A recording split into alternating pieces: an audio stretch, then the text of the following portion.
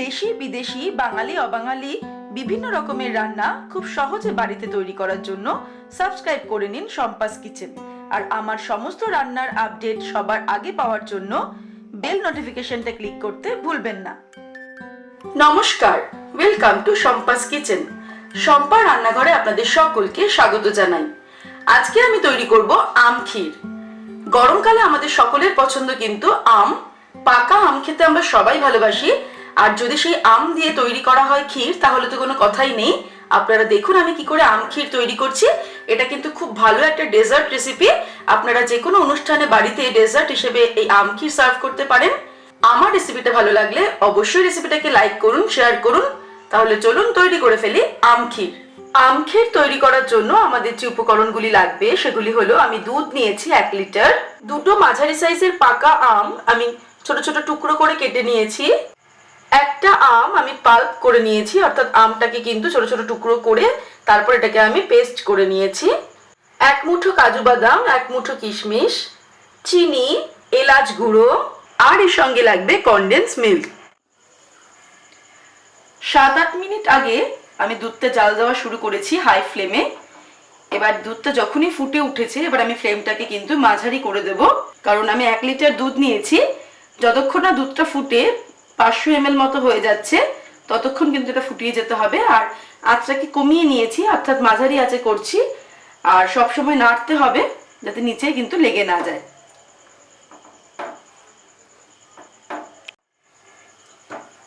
ফুটে ওঠার পর প্রায় 20 মিনিট সময় লাগলো দুধটা অর্ধেক হতে। এবারে আমি এর মধ্যে অ্যাড করছি কনডেন্স মিল্ক। আমি 200 গ্রাম কনডেন্স মিল্ক অ্যাড করে দিলাম।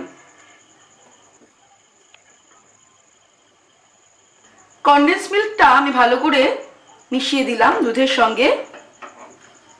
যেহেতু এটা মিষ্টি তাই চিনিটা আমরা অল্প পরিমাণ অ্যাড করব। 2 টেবিলস্পুন আমি চিনি দিলাম, তবে আপনারা কিন্তু নিজেদের স্বাদ অনুসারে অ্যাড করবেন টেস্ট করে নিয়ে। আবার এটাকে আমি ফোটানো শুরু করলাম দুধ আর চিনি অ্যাড করার পর।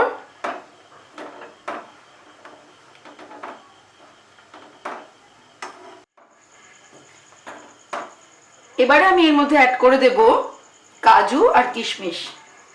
আমি 1 মুঠো কাজু ভেঙে ভেঙে নিয়েছি, সেটা দিয়ে দিলাম। আর 1 মুঠো কিশমিশও দিয়ে দিলাম।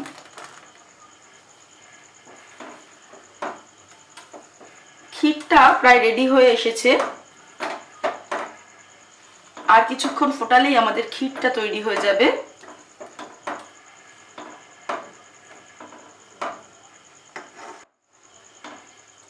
কাজু কিশমিশটা অ্যাড করার পর আমি কিন্তু আরো 10 মিনিট মতো এটাকে ফুটিয়ে নিয়েছি। এটা এখন অনেকটাই ঘন হয়ে গেছে, তবে ঠান্ডা হলে এটা আরো বেশি ঘন হয়ে জমে যাবে। এবারে আমি ওভেনটাকে অফ করে দিয়ে এর মধ্যে 1/4 টিস্পুন এলাচের গুঁড়ো ছড়িয়ে দিলাম। এলাচের গুঁড়োটাকে মিশিয়ে দেব। এবারে সম্পূর্ণ এই ক্ষীরটাকে আমাদের ঠান্ডা হতে দিতে হবে, তারপর আমরা নেক্সট স্টেপের দিকে এগোবো। ক্ষীরটা সম্পূর্ণ ঠান্ডা হয়ে গেছে, প্রায় আধ ঘন্টা মতো সময় লাগলো এটা ঠান্ডা হতে। এবারে এর মধ্যে আমি অ্যাড করছি আমের পাল্প। আমি একটা মাঝারি সাইজের আমের পাল্প করে রেখেছিলাম, আমের পাল্পটা এর মধ্যে দিয়ে দিলাম। ভালো করে মিশিয়ে নেব।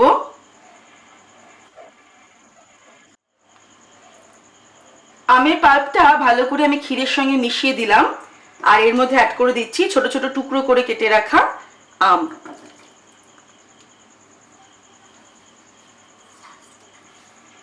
এটাকেও ভালো করে আমি মিশিয়ে দেব।